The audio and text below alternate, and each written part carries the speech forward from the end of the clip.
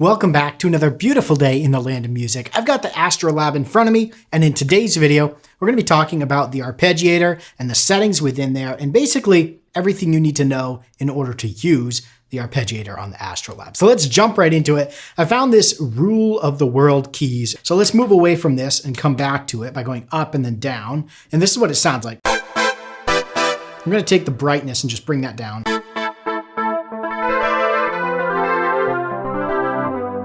I like this one. I feel like it's probably a good one to use with the arpeggiator because it's got a little bit of a punch to it.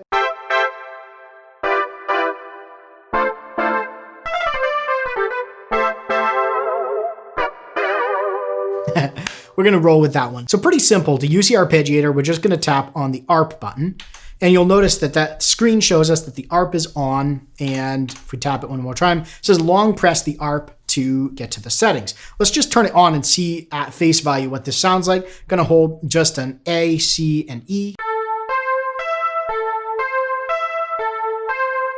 It's pretty slow. It's just cycling between those notes. Let's hold down on the ARP button to go into the arpeggiation menu. And we can scroll through the different settings here in the menu with our thermostat here. And then up at the top, let's start here. So arpeggio on and off, you'll notice the button turns on and off when we toggle this switch. To toggle or to get to an option to change the setting, you just push down on the thermostat, push down, and that'll turn it on or off or go into the menu for the settings. So arpeggio, that's a simple one. That's how we turn it on and off. We can do the same with a button.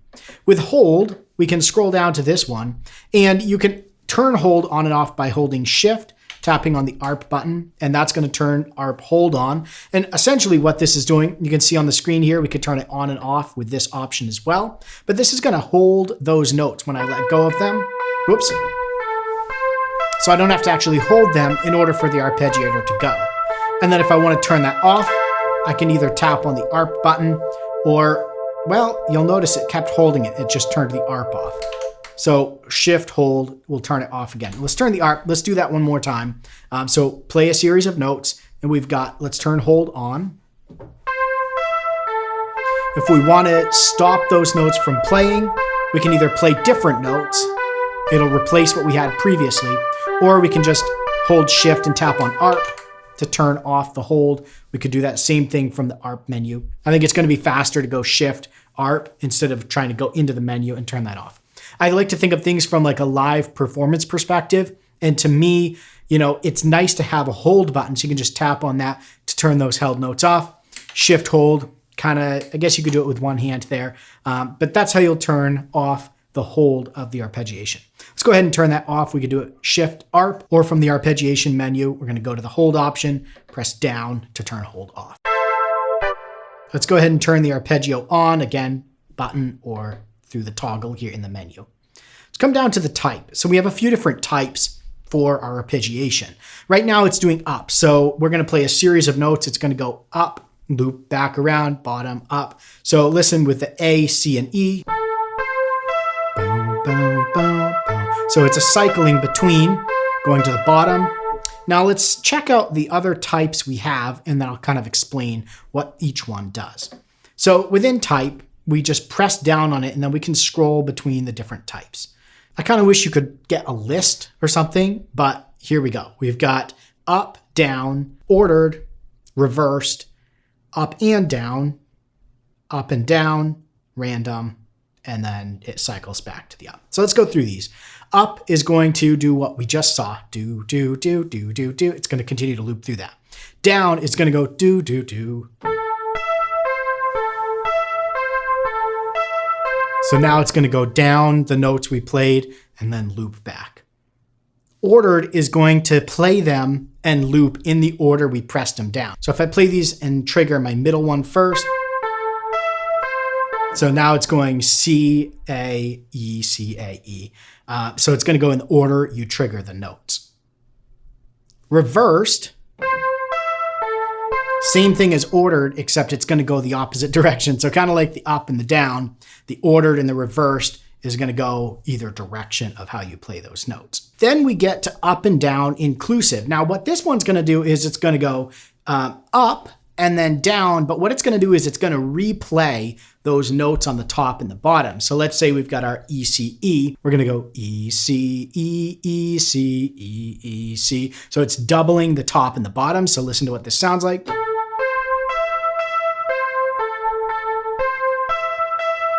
So each time it starts, it's starting the full thing. Whereas if we go to up and down exclusive, this one's going to not double those notes. So it's going to go do, do, do, do, do, do. Whoops. So you see the difference, do, do, do, do, instead of do, do, do, do, do, do, do, do, do. So those are the up and down, inclusive and exclusive. And then random is going to have no method whatsoever. It's just going to randomize. So Lord knows which one it's going to pick and play. But it's nice to have random sometimes because it can give you variation that feels less robotic. And so those are our different types. We can cycle through those again by pushing down when we're on the type setting and then scrolling. And when we want to select one, let's just go with random. To select it, we just push down again. And you'll notice it turns from blue back to white, which means we can then go to our octave range. Now, octave range is how many octaves it spans when it's doing the arpeggiation. So we're just playing this A, C, E here, and it's set to 1 octave. So it's just going to cycle between these 3 notes. But if we press down on this, and now you'll notice the little value turns blue, and we can go all the way up to 5 octaves, and it's going to loop. It's like a 360 thermostat thing here. So it loops through those values. So I'm going to switch between these as I'm playing and listen to what's happening. So again, this is 1. It's going to stay right here. We go to 2, and now we're getting those A, C, and E's, but 2 octaves worth to alternate between. We can go all the way up to 5. So it's going to randomize between 5 different octaves of those 3 notes. Again, for random, it probably makes sense to stay with 1, maybe 2, but let's change our type to, let's go up and down, excluded or exclusive, whatever you want to call it. In today's day and age, maybe it's inclusion and exclusion. I don't know. So let's go with like a 5 octave range.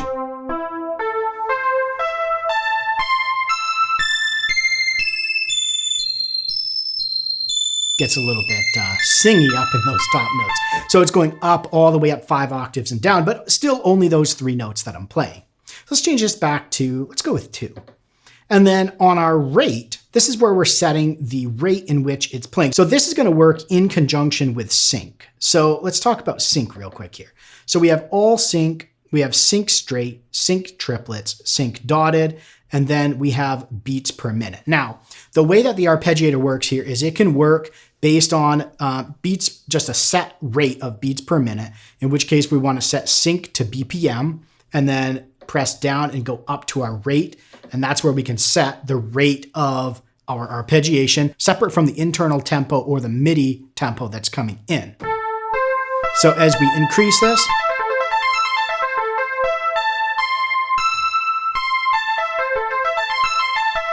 again, when we're set to BPM down here in the sync, we're kind of ignoring what the internal tempo is, and we're going with, or the internal clock, and going with just a kind of a overridden rate on our arpeggiation.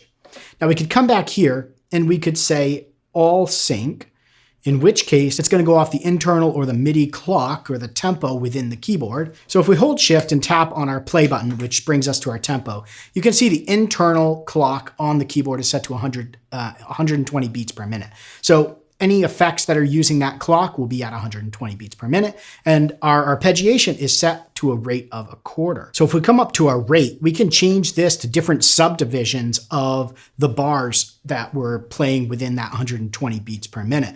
So a quarter, 3/16, 1/6, 1/8. So notice it gets faster and faster as we go to smaller subdivisions of our bar. And then we could go all the way up to even 1. which is 1, 2, 3, 4, 1, 2, right? So subdivisions being your whole note, half note, quarter note, things like that. So again, back on like a quarter note here.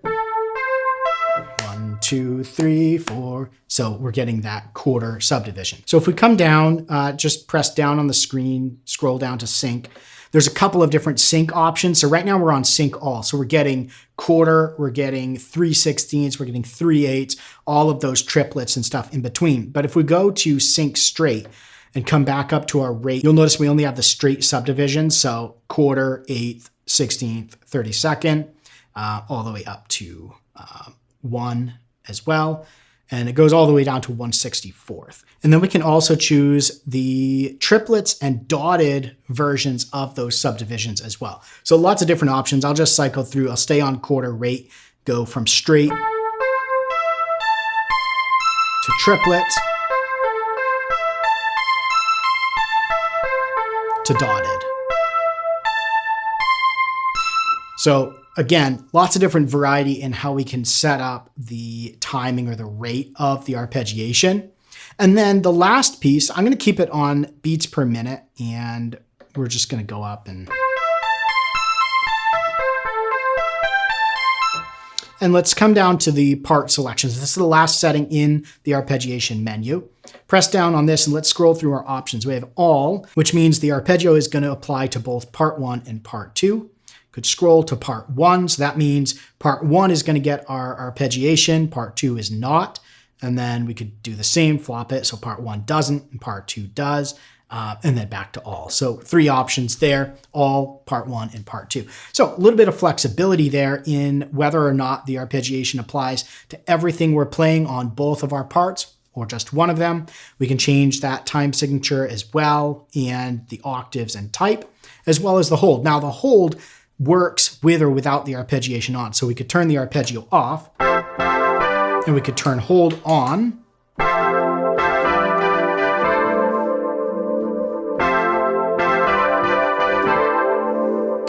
Just one thing to keep in mind with hold is it's going to hold those notes until you play new notes or until you turn hold off. So just something to keep in mind as you're using that feature. So hopefully that was helpful in helping you understand how the arpeggio works on the Astrolab. If you've got any questions, feel free to throw those down in the comments below. I'll do my best to answer them. Thanks for watching, stay inspired, and keep making that music.